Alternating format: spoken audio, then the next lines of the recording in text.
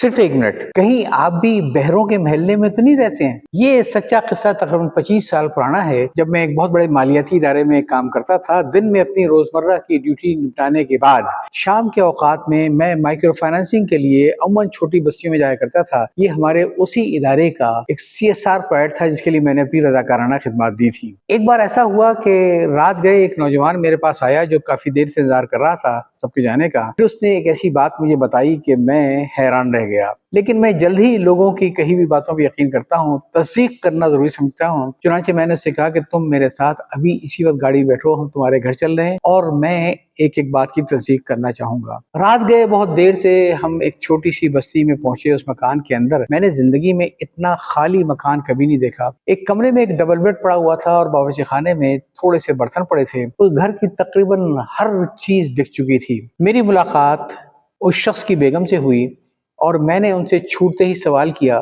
कि क्या वाकई तुमने अपने इन दोनों छोटे बच्चों को कत्ल करने की कोशिश की थी और खुदकुशी करना चाहती थी? उसने बड़ी बेबसी से इस बात में जवाब दिया। मैंने पूछा कैसे? उस औरत ने बताया कि मैंने अपने बच्चों को अपने साथ पकड़ा और बिजली का तार मैं लगा रही थी स्विच के अंदर के अचानक मेरे शौहर कमरे में आ गए और उन्होंने चीख मार के मुझे धक्का दिया तो जैसे मैं होश में आ गई। इससे पहले मेरे ऊपर एक जुनूनी कैफियत तारी थी और मुझे कुछ समझ में नहीं आ रहा था मैं क्या कर रही हूँ।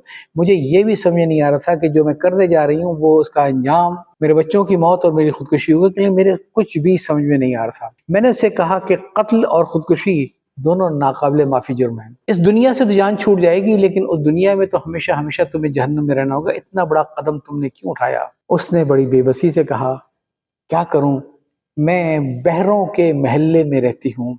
बहरों के महल्ले में? उस औरत ने मुझसे कहा कि हमारे घर में इत्तेफाक से सारा राशन खत्म हो गया था और 2-3 दिन से मेरे शौहर को काम भी नहीं मिल रहा था।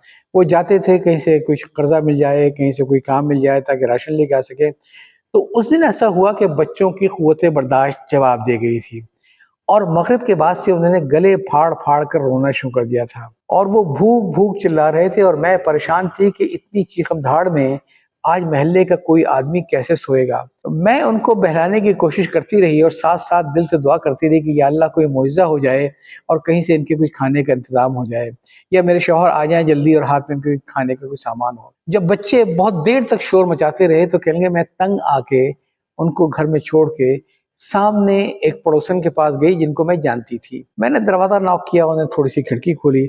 मैंने उनसे कहा कि मेरे शौहर अभी राशन लेके आए नहीं हैं और घर में राशन थोड़ा ख़त्म हो गया है, अगर कोई चीज़ खाने को मिल जाए तो ज़रा मैं बच्चों को दे दूँगा, जब राशन आएगा तो मैं आपको भिजवा दूँगी। उस पड़ोसन ने निहायत नफ़रत के साथ ये कहते हुए कि हमारे घर में कोई चीज़ खाने की नहीं है, खिड़की बंद कर दी। फिर वो कहने लगी कि मेरे ऊपर एक जुनून किसी कैफ़ियत तारी हो गई, मुझे समझ ही नहीं आ रहा था मैं क्या करूँ?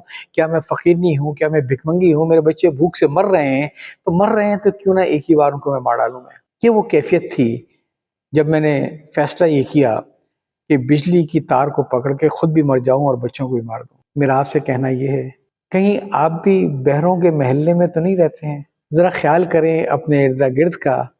मुमकिन है कुछ ऐसी चीखें हों जो आपको सुनाई न देती हों। ख्याल रखें अपने पड़ोसियों का और अपने गरीब अक़रबा का, सफ़ेद पोशों का, ताकि फिर कोई माँ कत्ल और ख़ुदकुशी के लिए न सोचे। इजाज़त चाहता हूँ, अल्लाह हाफ़िज़।